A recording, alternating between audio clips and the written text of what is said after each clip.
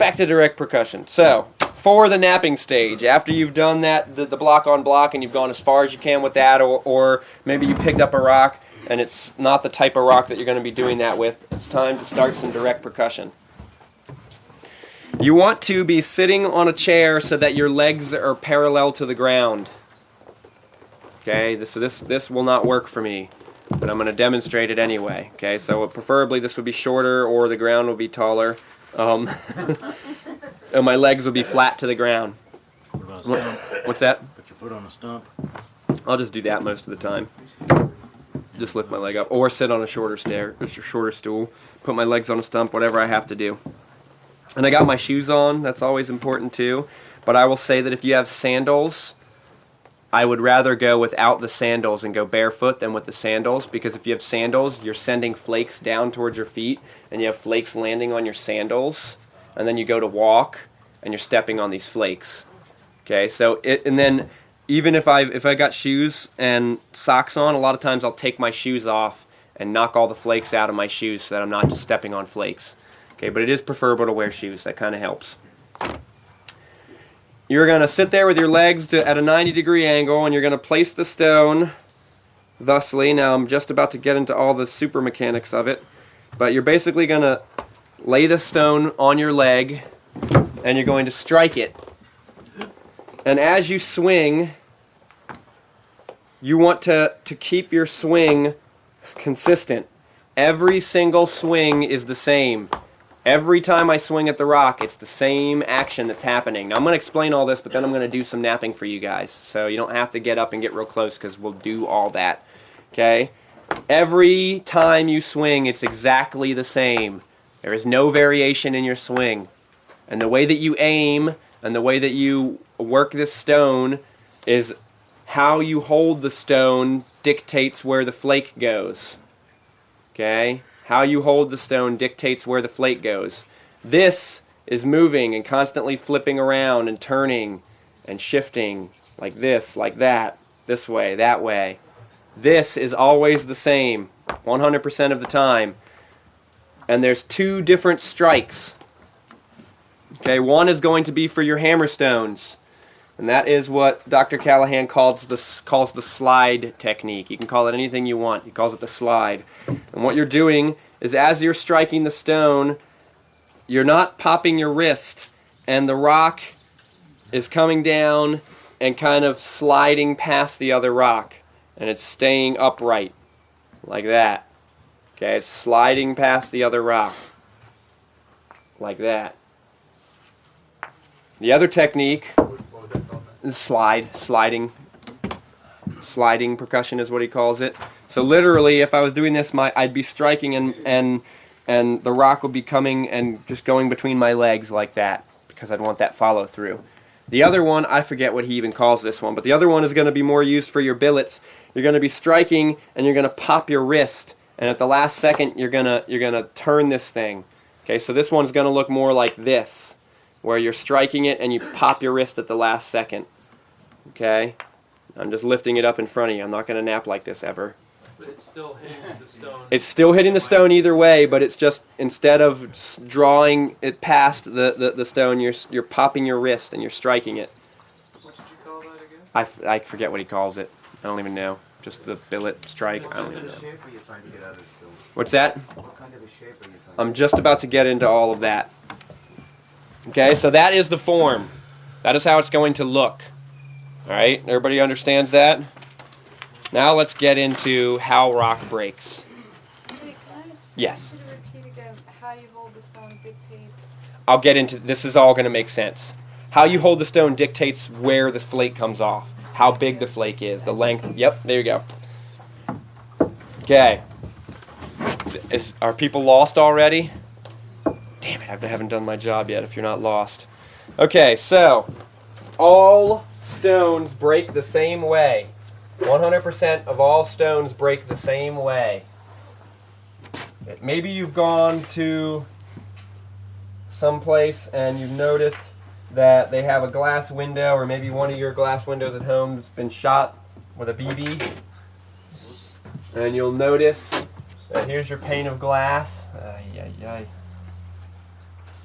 That's still usable, barely.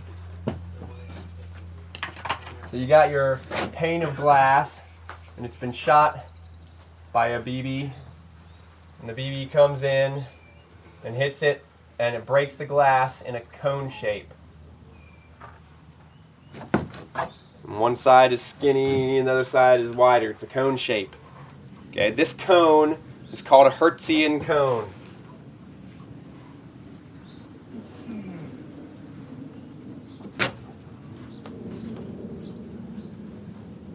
Hertzian cone. Did I get that right? Is it with a Z? Is it with a Z? Sorry, it's with a Z, not an S. I knew it as I was writing it. Joseph Hertz. Like the Hertz scale? The Hertzian cone. And this cone is like 130 degrees or something like that. Or 120 degrees, sorry. Somewhere in there. See what I'm saying? This is the strike. 120 degrees. Roughly, I think it's more like 130, but not going to get too technical. What you are attempting to do is use, now this is how energy travels through all stones. 100% of rocks in the world, the energy will travel through them in a Hertzian cone. Okay, this is how energy travels through stone. All stones. I was helping a guy remove this concrete walkway from his driveway, and there was a bunch of slate underneath it. I was hitting it with the jackhammer, the concrete, and I hit a piece of slate, and since the slate was held in this piece of concrete, and it popped out the bottom of the piece of concrete, and there was a perfect cone right in the middle of the slate, and all like little layers of slate like fell up. It was really cool because you could just take it apart layer by layer. Okay, all stones move the same way. What you are attempting to do is you are striking the stone, and you are trying to use a portion of that cone to remove a flake. So what you're doing is, if I have my rough stone, too brittle. Ah, perfect. Let's get the right bevel and everything. Ooh, well done.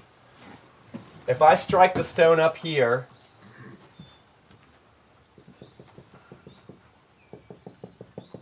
there's the cone, and I've got 3 pieces of rock. If I strike the stone out here,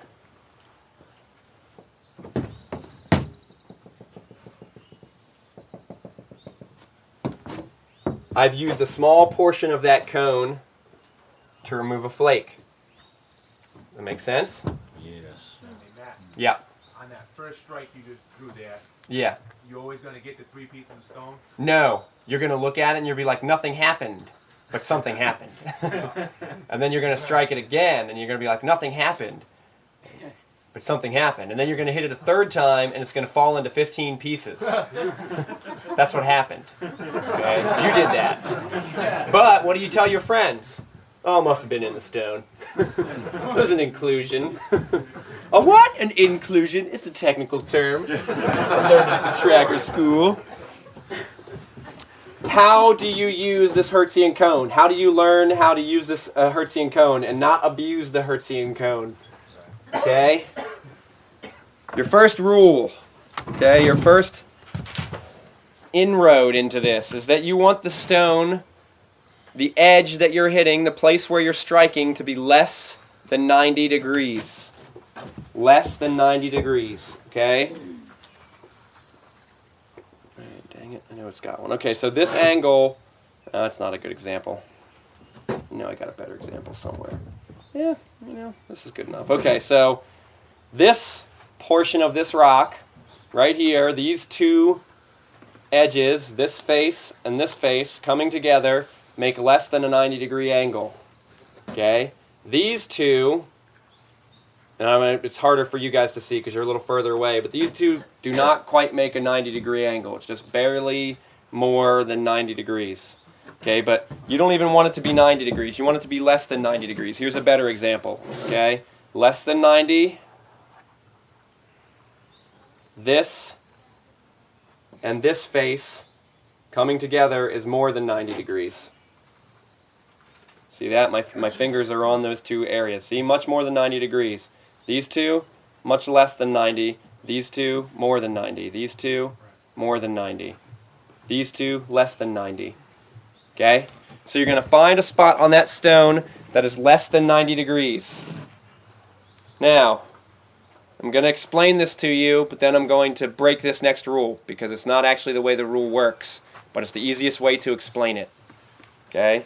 Let's imagine that this is half full of water and you can see clearly through it. Okay, let's imagine that this stone is half full of water. Okay? There's an imaginary center line, and that center line is the half full of water. Imagine if I tip it up, the water, what does it do? It stays at that same flat level. See what I'm getting at? An imaginary center line. Okay? Does everybody understand that idea? If this is half full of water, no matter which way I turn it, the water stays flat. Okay? You want to strike the rock below that imaginary center line. If I have a stone,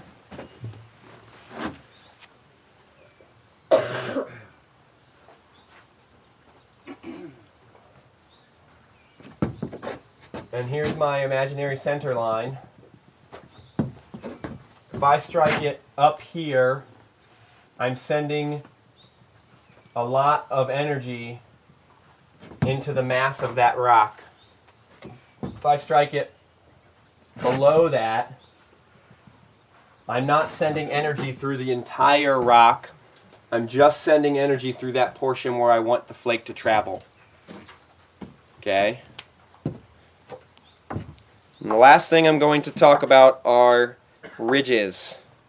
Okay, the energy will travel along the ridges. Okay, if I have a stone like this one, you see how it's got this high point up there? Right here? It's got this high point right in there. Right there is where I'm talking about. The energy will travel, the flake will travel down that ridge more readily than in a flat area. Say that again. The energy will travel down those ridges more easily than it will in a flat area. Okay? And you're going to use those ridges to thin the piece. You're going to use those ridges because the energy will travel more readily. You can get the flake to travel a further distance by moving down that ridge. Does that make sense? Strike the ridge. Striking it at the end of the ridge. The tip. Okay? Because I'm not striking it up here. Why wouldn't I strike it up here to make it go down the ridge? Because I'm above the center line and I'm going to send it with a bunch of energy. So I'm going to strike it here, but see, I'm confusing you because it's really like that. I'm looking at the stone, I'm finding a ridge, I'm saying right there, and I'm flipping the stone over, and I'm striking it right there. Okay? Does that make sense? Strike on the opposite side of the ridge Well, with the rock. I strike below center line on a less than 90 degree area right where a ridge is at. On the bottom. I aim at the ridge, yes. So I'm going to take this, and I'm going to say, I want the energy to travel this way, but I can't hit it here. I need it to be below center line, so I'm going to put it below the center line and strike it on the ridge. Okay. That's why the half full of water, because I manipulate the center line. Did that make any sense? And I'm explaining all this, and then I'll do it, and it'll make more sense. Okay? So less than 90 degrees below center line. If you have a ridge, you're going to use it. If you don't, then don't worry about it. You're creating ridges every time you strike it. You make a flake, you made 2 ridges. Now you got 2 ridges to use. Does that make sense? This is a chess match. It's a chess match and a jigsaw puzzle, but what are you trying to do? What's that? When you carve the wood to make it spindle, you carve the ridges, you make 2 ridges with one knife stroke. And Well, it would be different. but yeah, similar, I guess. And when you're carving, you're not carving with the ridge. You're just using that to get the energy to travel, and that ridge will be in the middle of the flake. See that? That's how this flake has this shape, because of this ridge right here. So you hit the edge. I hit it right here. Strikes it perpendicular to the ridge. I hit it right here. Okay? And those ridges are going to cause the energy to wrap around. Okay, so there's a chess match that's going on. All right? You're trying to take your raw rock, your big hunk of rock, and turn it into something a little bit more refined. What are you trying to do? You are trying to shape the stone into something usable. You are trying to thin the stone so that it gets sharper, and you're trying to make it symmetrical so that it's more easily usable. You're thinning and shaping and making symmetrical, and you're doing them all at the same time. Okay, it's all happening at the same time. You're not going to look at it and say, I want this shape, and make it into shape. Say, okay, now I want to make it thinner, and making it thinner. Then you say, now I want to make it symmetrical, and then you make it symmetrical. You're doing them all at the same time. Okay, it's all happening at once. But there's stages to it. So the first stage would be to find a stone. Stage 1. This is at a stage 1 right here. Okay? This would be considered a stage 1, and this is Eric Callahan's stages, and it's a really good way for you to work through it. Okay, stage 1, stage 1, pick up the rock. Okay, stage 2, roughing out. Okay, what do I mean by roughing out? I mean straighten the edge. Okay, straighten the edge. If you look at this rock, it doesn't even have an edge. Okay, so I need to create an edge and straighten it. Keep it straight. Okay, so this doesn't have an edge. This stage 2 has an edge. Okay, and you're not worried about thinning it at this stage. You're not worried about, if you looked at this closely, you'll notice that all my flakes end about where my fingers are. Okay, I'm not worried about thinning it yet. At this stage, I'm just roughing it out. I'm making an edge, I'm creating an edge, and I'm straightening it. Okay, stage 2. Stage 3, I'm beginning to thin it. It went from this thick to this thick. Okay, next stage, I'm trying to thin it down. As I'm doing that, I'm keeping the edge as straight as I possibly can.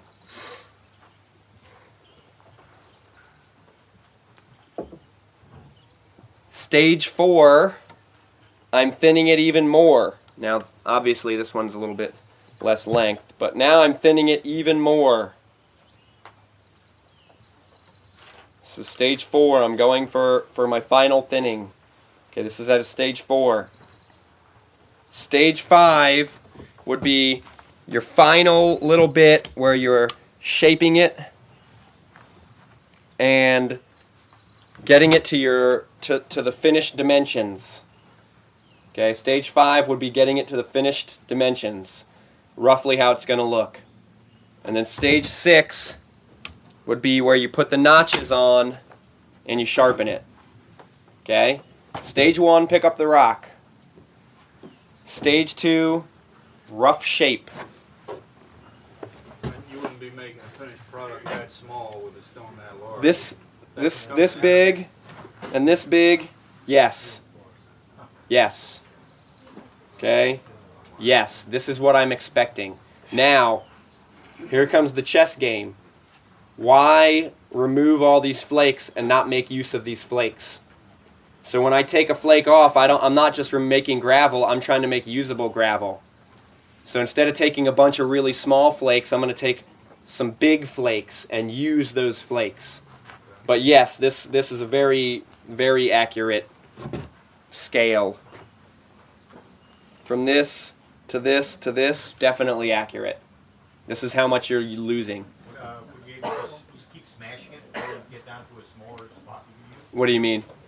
Instead of just keep on slightly refining that. That's what you're doing, though. I can take it and I can try to. You're saying, can I get it all at once? Yeah, if I'm good enough. Like Yeah. into something that's already Now, how do you do that? How do you get a bigger flake versus a smaller flake? Okay, if I have my stone, that's a good question. It leads me right into the next explanation of the chess match. If I have a stone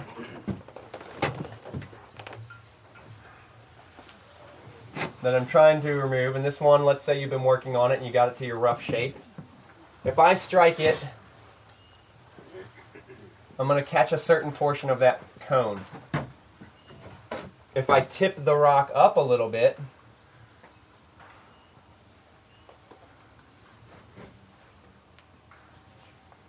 now I know it's above center line, but it's the only way I can explain that theory. If I strike it higher up, well, that's not 130 degrees, but you guys get the picture, right? You see that? I Went too far through you. look how much more of the rock or how much more of the cone I'm catching if I tip the rock up. Does that make sense? But you can get a piece whenever you use the anvil technique or whatever.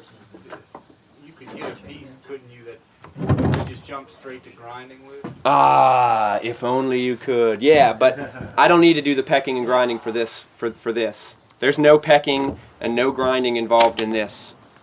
This is a pecked and ground axe. This is a piece of obsidian that I've worked on with direct percussion.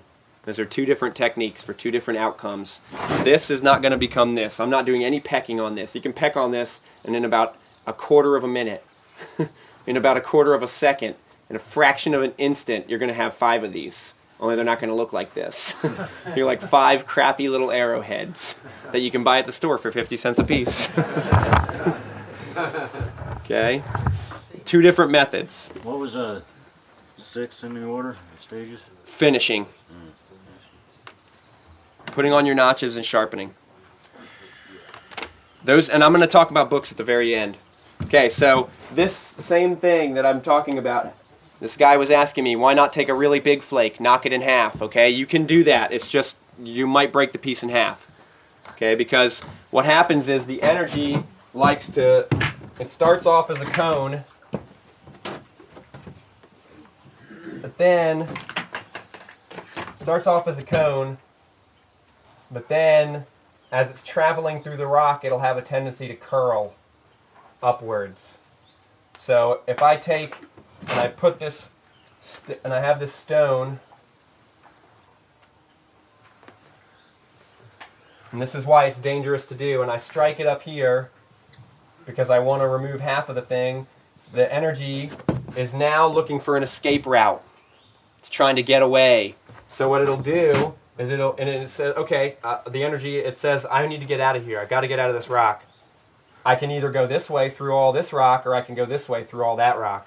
So instead of going straight through like this, the energy will have a tendency to curl and do that. And now you got a very useless chunk of rock, and generally speaking, when this happens, this is also going to break off. But generally, you're going to end up with 3 rocks. Does that make sense? You can do it, but you're running the risk of breaking it into 2 or 3 or 4 or 5 pieces. So it'd be better to turn that flat. Now, I'll get into that. Here's one other thing that's going to play into your chess match. Okay? And this is very important for the end. Remember I was talking about the cross section? What I'm talking about is how smooth this surface is. As you're working this stone down, what you're aiming for is for all of these surfaces, all of these planes, to be very smooth and even. Okay, if there's any variation, like right here, there's a variation, the energy is not going to travel well. Because the energy does not like to travel across dips in the rock.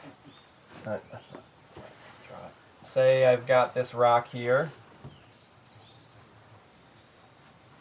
and it's got this dip in it, and I strike it over here.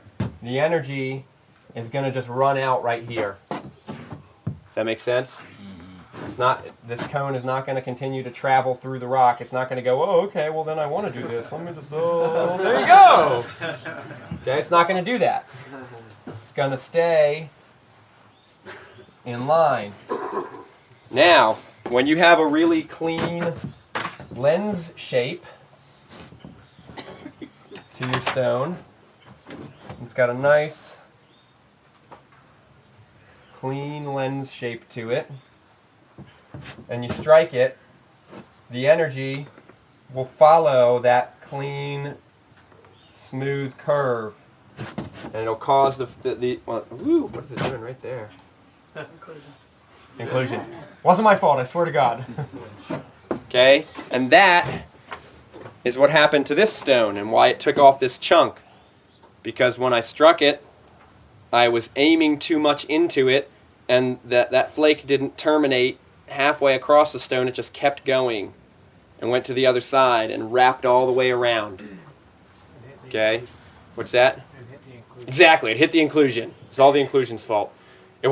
I wish. It went across the piece, and it got to this far edge and decided that the easiest way for it to get out was to wrap all the way around, and this flake actually wrapped all the way around and went like that. And that's part of the chess match. So you struck that above the center line the way it's drawn, unless you tilt that drawing this way. Yeah, that's why the center line is confusing for people. The idea of the center line is don't hit it where there's a lot of mass. Yeah, okay. You don't want to hit it, okay? There's all this mass up here. If I hit it up there, I just send it all the way into all of this mass. If I tip it, then I only sent it into like 1/10 of the mass. Does that make sense? Yes, it does. I knew it was going to confuse people, but there's nothing much I can do about that. Okay, so this cross section is what you're looking for. This is the optimum cross section. It's something like this. You want the piece, when you're looking at it this way, to be lens shaped. Okay, lens shape. So I've been working on this part of it, and now I know that I can stop and work on this half, because if I look at this face, it's not as smooth, but it is lens shaped. I look at this, it's got all these dips in it. It's not very lens shaped. It dips down in the middle.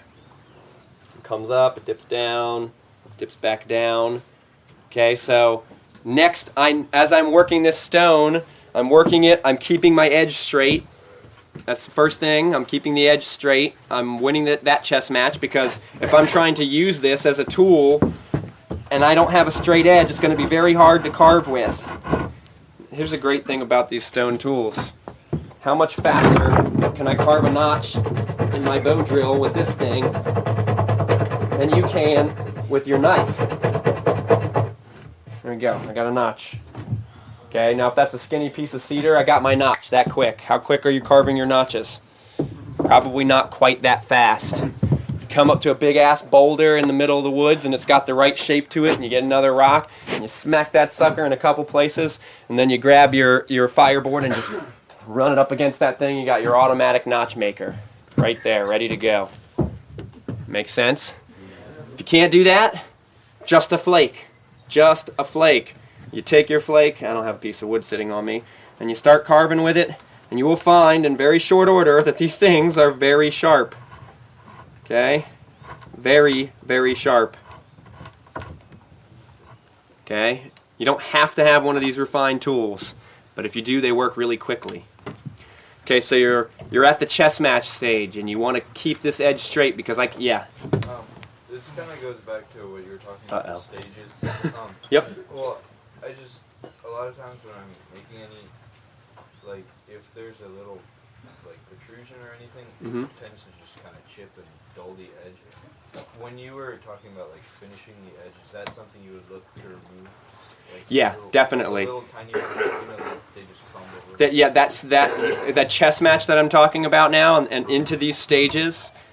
You'll notice that at the end of every one of those stages, if I were to write out in detail, if this was a flint knapping class of a week long, I would make each day one stage. But at the end of each day, you would straighten the edge.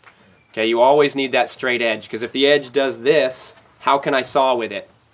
Okay, if it's going straight and then, like on this one, how it curves at both ends, you see it curves and then comes straight and then curves at this end. Okay, then I can't use it nearly as good unless I want to use it like this as I'm sawing. Okay, if I have it straight, I can saw straight forward and backwards. Okay, so I'm always straightening that edge. Okay, so the first thing I'm doing is I'm straightening the edge. And then when I feel like the edge is nice and straight, I look at the stone and I say, what is the cross section like? Okay, the cross section isn't lens shaped in here, so that's the next move I need to make. I'm going to keep my edge straight, but I'm going to remove rock in all the high points and leave it alone in the low points until I get my lens shape correct. Then I get my lens shape correct and I say, okay, now what do I got to do? I got to straighten the edge. I straighten the edge. Once I get my lens shape down, and it's a good clean lens shape, and my edge is straight, which this one I still have a few flakes to remove, and my edge is straight, both of those are going, what am I doing now? Now I'm thinning it. Does that make sense? So that's the progression of thought. The first thing you're going to do is you're going to straighten the edge, stage 1 to stage 2. You're not worried about how thick it is. That next stage, okay, my edge is straight, now I have to get a good lens shape. I get a good lens shape. Now what do? I thin it. Okay?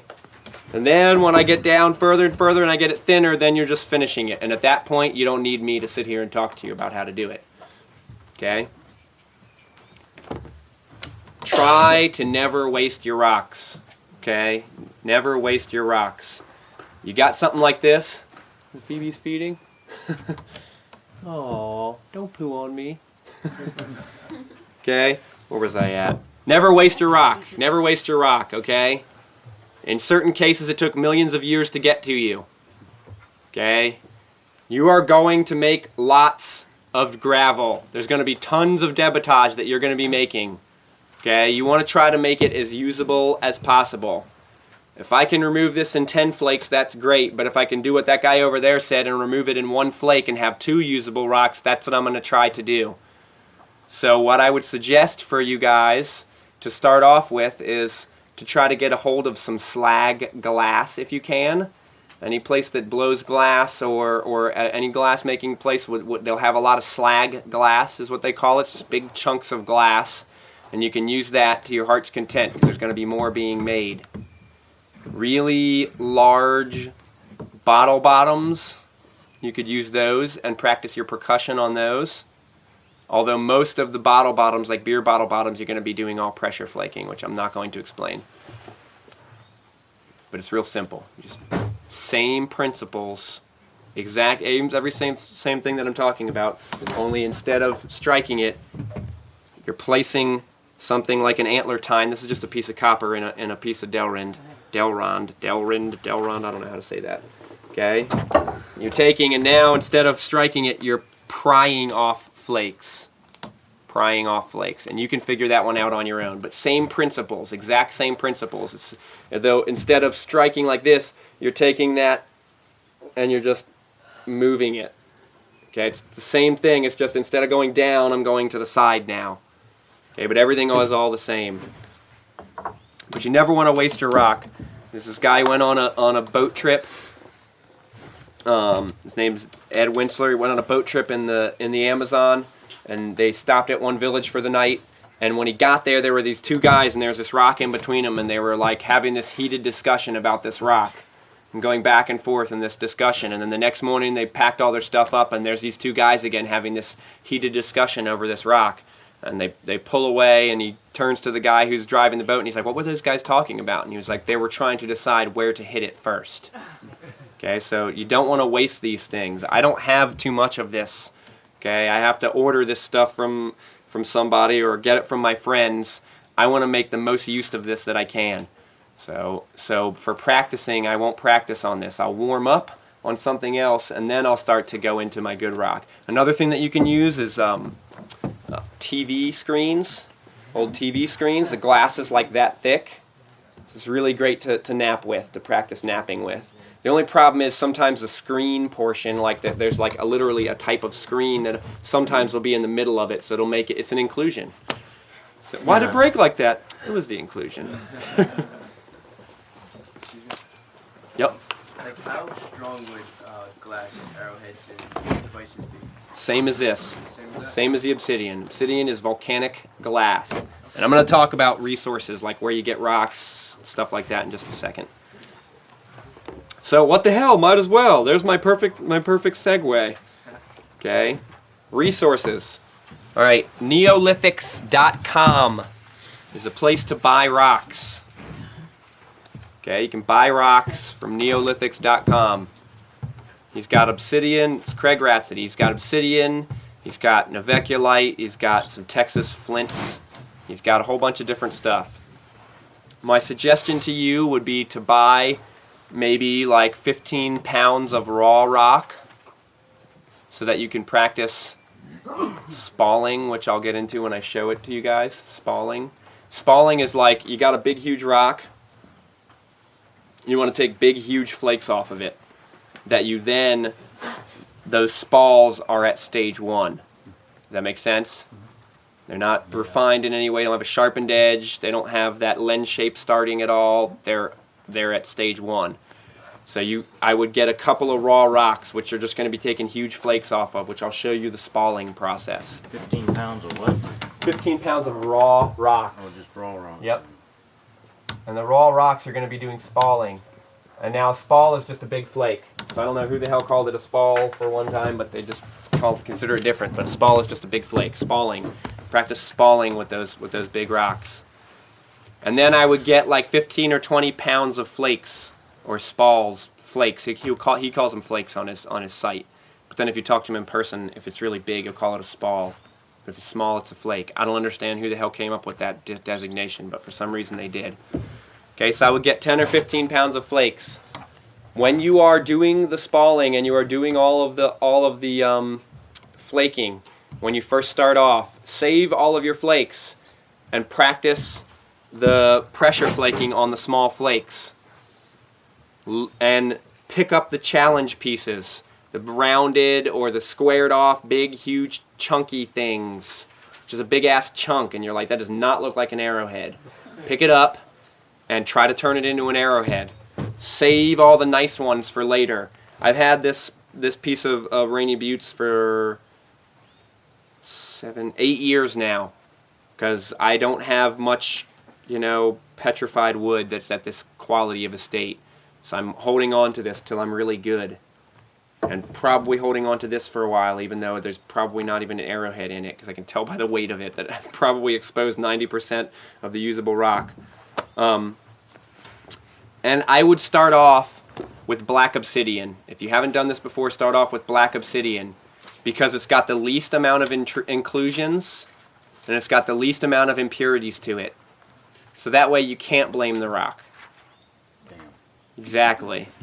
But you can tell your friends about the rock that it was the rock's fault. Rainbow obsidian the same as black? No, rainbow obsidian is not the same as black obsidian.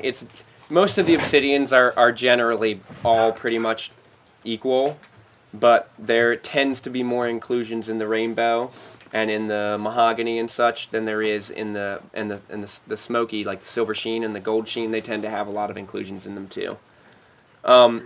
If you want to go and dig your own rocks, I've only dug rocks at a few select places. One place was Glass Buttes in Oregon.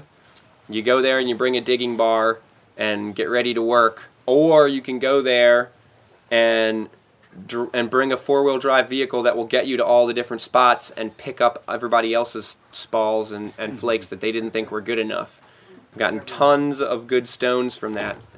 Both of these right here, all 3 of these actually, these 3 right here are all from somebody's flakes that they didn't think were good enough, and I made perfectly usable tools out of them. Okay? When you go into areas, be sure you know a little bit about the people who live there and what their feelings are about it.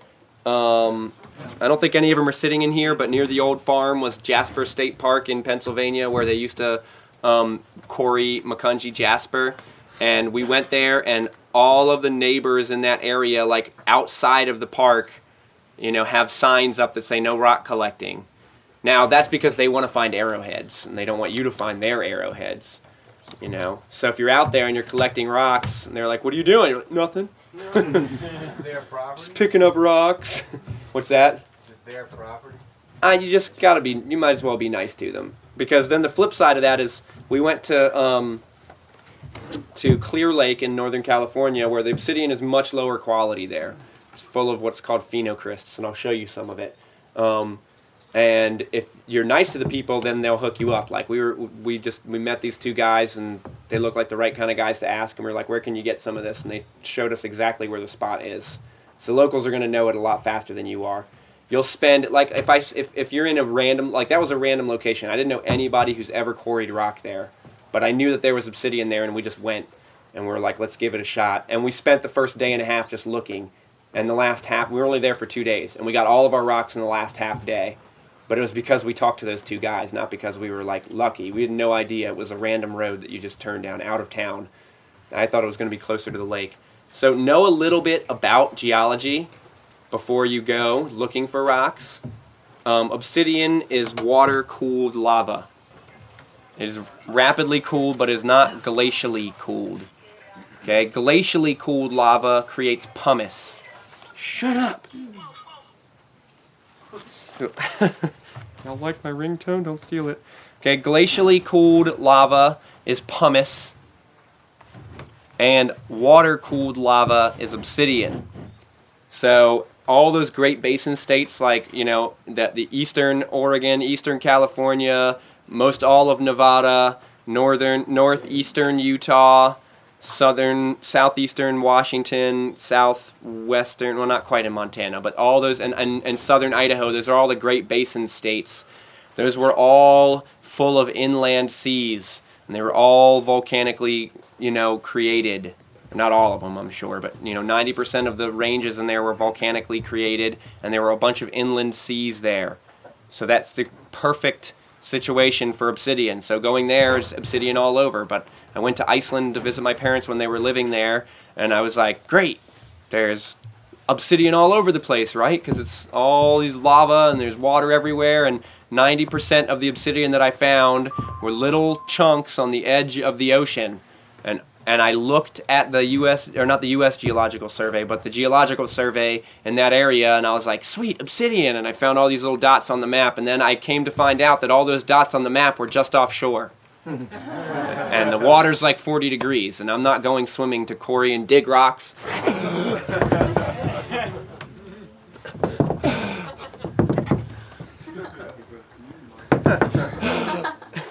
Yeah.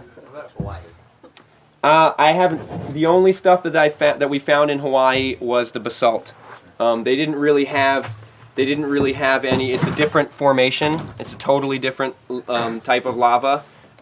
This type of lava is, what do they call that? A pyroclastic flow? Is that what they call that in Hawaii? I forget how that is, but it's actually like molten flowing kind of deal. Most of the obsidian is going to be created by more of an explosive type of like blasting out magma as well as ash and little chunks of rock. But the basalt there in Hawaii is really good. They used to trade the basalt all over, and it's more nappable than this stuff is. So they were napping it down to really close to a sharp edge. We actually went there. We went up and drove up on Mauna Kea and found the spot where they were quarrying rocks, and we sat down and broke some rocks. And you see, they don't like. This is another reason why you want to know. It's a good question, actually. It's another reason why you want to know what the neighbors are all about, because the traditions in Hawaii, at least on the Big Island, are still very strong. The Hawaiian traditions, and they say that the rocks have a lot of mana in them, which is like spirit energy, and they say it's just a really bad thing to take the rocks away. Like, their whole view of it is that when you pick up that rock, that there's an ancient spirit, that somebody died and their spirit, their mana went into that rock. And when you pick up a rock, you're personally responsible for that rock. And so most of the time people, if they collect rocks, they don't hardly ever take them off the island.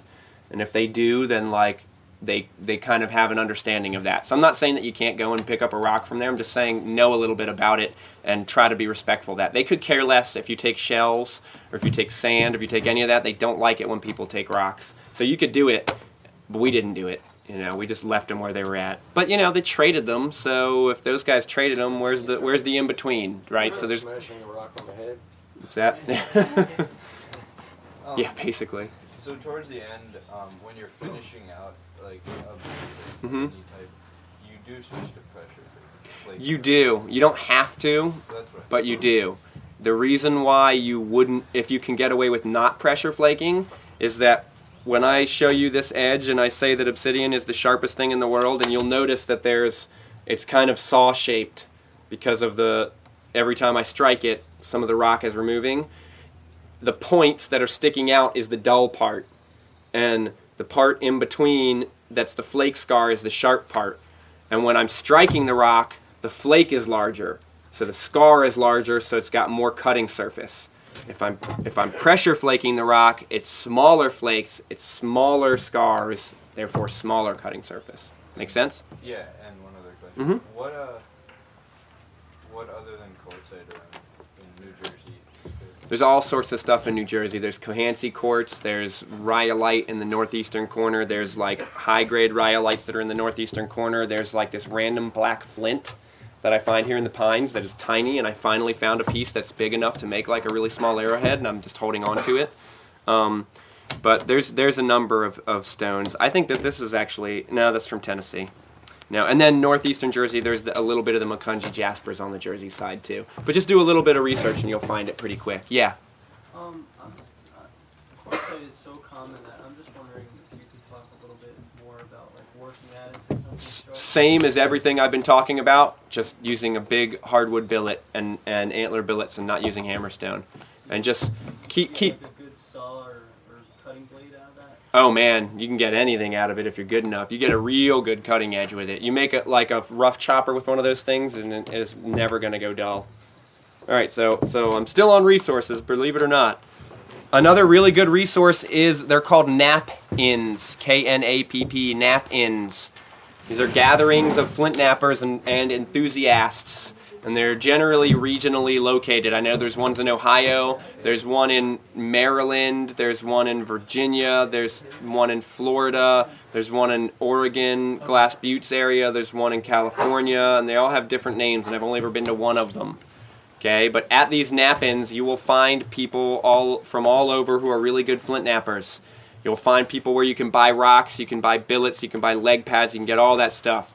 Don't bring any of your rocks and don't bring any of your tools unless you have a specific question. And go there and watch people knap. And when you watch them flint knap, the best place to be sitting is either right behind them so that you can get a good view of what they're seeing, or right here so that you can really see the rock. And what you're looking for is the way that they're holding the rock. Okay? Short flake, long flake. You know, turning it to the side to get the flake to curl as opposed to turning it the other way to get the flake to go straight. Okay, watch what they're doing with this hand, with the non-striking hand, how they're holding the rock. Okay, go home and flint knap on your own time. Watch the guys who are really good when you're on their time. You can go to gem and mineral shows and try to obtain some rock, but know your rocks a little bit first. Know what you're looking for. And then when you ask them for rocks and they say, what are you using it for? Just tell them you're tumbling the rocks. Because if you tell them you're flint knapping, they're going to charge you double. Okay? So when they're like, what's it for? I'm tumbling rocks. I just like to make beads, or I like to have shiny, pretty stones. Oh, you know, what are you using it for? I don't know. But don't go too dumb. You got to play a little dumb, but if you go too dumb, then they're really going to try to rip you off. Okay, so if you go to those rock and mineral shows, don't tell them you're flint knapping, because they will charge you more, guaranteed. Okay, so gem and mineral shows are another good resource for you. Why would they charge you more? Because they know that you value it. You know? But then just be like, I like the really big, really clean ones. You gotta, it takes a little bit of work. And generally you get to know them and you get a price. And then you can be like, okay, well this is what I want. Get a price first and then be like, this is what I want. Because it's all based on what they think the rock is worth and what you think the rock is worth. So once you get to that price, a per pound price, and generally speaking, like raw obsidian is going to be $1.50 a pound, most places. Sometimes up to $2.50 a pound. But it's generally going to be $1.50 to $2.50 a pound for raw rocks. Spalls and flakes, most people have a sliding scale. A really big, really nice flake is going to be worth a little bit more, but most of those are like $3 per pound, $4 per pound for flakes. I forget what what Neolithics their prices are right now. And then the flints and the cherts are going to start at $3 or $4 a pound for the raw rocks. and then be like 6 or 7 a pound for the flakes. Does that make sense? So it's just an idea. So a couple of books. One that we have in the school store, the only one we have in the school store right now, although we're getting more books as the year goes by, so you can check back online and see what others we have. The one is The Art of Flint Knapping. It's a really good book. The Art of Flint Knapping by D.C. Waldorf. Okay, it's a paperback, big book. It's got really, really good illustrations in there, and it's got good descriptions of lots of the little technical things like the edge bevel and the thickness of the edge and all those things that I'm didn't even bother to think about telling you about. By who again? Art Waldorf. Waldorf, D.C. Waldorf, like the salad. Another book that he puts out is called The Story in Stone. And The Story in Stone is basically a review of all of the North American, I think it's just North American, I'm pretty positive it's all North American archaeological record. All the different point styles that have been found in North America. And there's a poster that goes with it.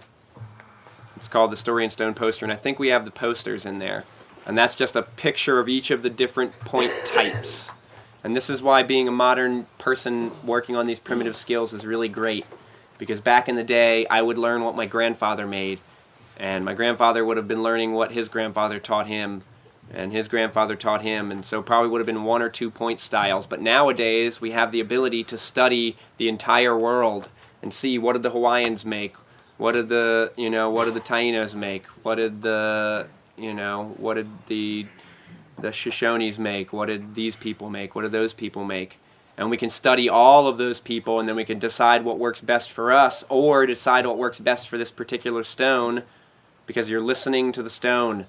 Okay? I'm not going to pick this rock up, and in the end up with this kind of point. I pick up the rock, and I decide I want to work it, and before I get to stage 2, I'm going to say, what is it that you are going to become? And I'm going to look at it and say, where is the arrowhead? Where is the spear point? What is it that I'm making with this? Okay, the rock is dictating where you're going with it. But having a book like that or a poster like that will tell you what your options are and give you some ideas. Okay? Another book is just called Flint Knapping. Flint Knapping by John C. Whitaker. It's a really thick book. It's got some how-to, but it's a little bit dry, and it's not very, it's not like you're going to read it as you go along, whereas with the Art of Flint Knapping, you can be working and read it as you go along and be like, okay, I'm at this stage now, what do I do? You can refer back to the book. Eric Callahan was one of the people who revived, or he's the next generation, I guess, of the people who revived Flint Knapping. There were 2 guys in particular, Jacques Pellegrin and Don Crabtree. And this was back in the 30s. They started Flint Knapping and reviving the art of Flint Knapping, originally learning from gun flint makers, and then trial and error, learning different methods and progressing the art back to, a living art form. And Eric Callahan started on his own, just figuring out how to do it by busting rocks, and then met Don Crabtree, and all of the modern knappers of note, all of the guys who are really good, studied under him. So most places like D.C. Waldorf, I don't think gives him too much credit, and Callahan's like kind of crotchety, gets a little pissed off that people don't give him some credit for it, which makes sense because he did help them out a lot, but 90% of what you read in all those other books came from Callahan anyway. So he's the one that you would want to seek out, and he lives in Virginia, and he's in his 70s, and he's still a fucking amazing flint napper. It's unbelievable watching him work. Like, if I pick up a stone with this sort of shape to it, I'm expecting to get a tiny little arrowhead out of it. And he has this amazing ability to turn like a funky chunk of rock, and just remove everything that's not supposed to be an arrowhead without losing any size at all. And you're like, man, that thing's almost the same width that it was when it started. And I can't understand how you even get that good. But years of practice. The only problem is his books he takes a very academic standpoint. and you can tell by the title of his book, okay, which is The Basics of Biface Production in the Eastern Fluted Point Tradition. The basics of no, it's not. Parts of it are. The very first 2 pages of every chapter is very basic, and then it becomes very unbasic. But it's a really good book because it's got the lithic scale in there, it's got pictures in there, it's got pictures of all the stages and what you do at each stage and what each stage is for and why each stage is important and what not to do at each stage. And it's a really good book. It's The Basics of Biface Production. Basics of Biface Production in the Eastern Fluted Point Tradition. Okay, a biface is a stone. Okay, now this is one face. This is the other face. Okay, one face, the other face. This is a biface. Okay, there are cultures that nap with 3 faces. There's 3 facets to the stone. There are people who work with 4 faces, where there's 4 faces to the stone. The Polynesians would work with 4 faces most of the time. A squared stone rather than a lens-shaped stone. But most of the cultures that had tri-face and quad-face working, they were making pecked and ground axes and adzes, and those were the early stages. Like you'll see, if you do much research, you'll see like pictures of these Danish axes that started off where they worked it like a square on 4 sides and removed flakes. And Callahan's got a couple of those. He just busted those out one day. What's that? Just before the Bronze Age? Yeah, typically. But even other cultures still use it today. There's a culture in Papua New Guinea that actually still uses stone tools every day. Like it's still they're still doing that, and anthropologists have gone with video. It takes a while to get there, but they've gone with video cameras, and it's so funny to watch them too, because you're watching them, and he's amazing classes. I mean, really awesome classes. You spend the day working on whatever skill you want to work on, and he's done flint knapping, bow making, shelter making, cord, everything we teach here, and then 10 other things, and you choose what you want to do, and you do it. So it's not like here where he gives you a basic overview of how to survive. It's like you're going there with a skill, or you're going there with a skill in mind, and you're working on it. And then at night, half of the nights he does like a campfire discussion. The other half of the nights he shows you videos, and he's got this really cool video of these guys flint knapping. And you're watching them, and it's like they're doing it wrong, but they're still living that way. So are they doing it wrong? Who am I to say? Definitely not the person to tell these guys they're doing it wrong. But most of the time, they're working tri-faces and quad faces. And you work the quad face, and then you grind it from that point on. So there are different ways to do it, but this is a biface. Okay, just because you'll hear people talking about bifaces. And then there's a video by Craig Ratzett, who's the guy who he is Neolithics.com. I am Neolithics.com. And his video is called Caught Napping with a K. Not caught with a K, napping with a K. Caught knapping. What's his name? Craig Ratzett. R-A-T-Z-A-T-T. Craig Ratzett. So I'm going to go outside, I'm going to bust out a tarp, and I'm going to do some flint knapping, I'm going to do some spalling, and I'm going to start some bifacing. Yeah, you had a question? What was that geographical resource you referred to that you checked with? Oh yeah, U.S. Geological Survey. And that's just It's on their website. Will give you a region by region breakdown. Oh, and there's a website called Rockhounds. Website called Rockhounds. Rock hound? Rockhounds, like a dog.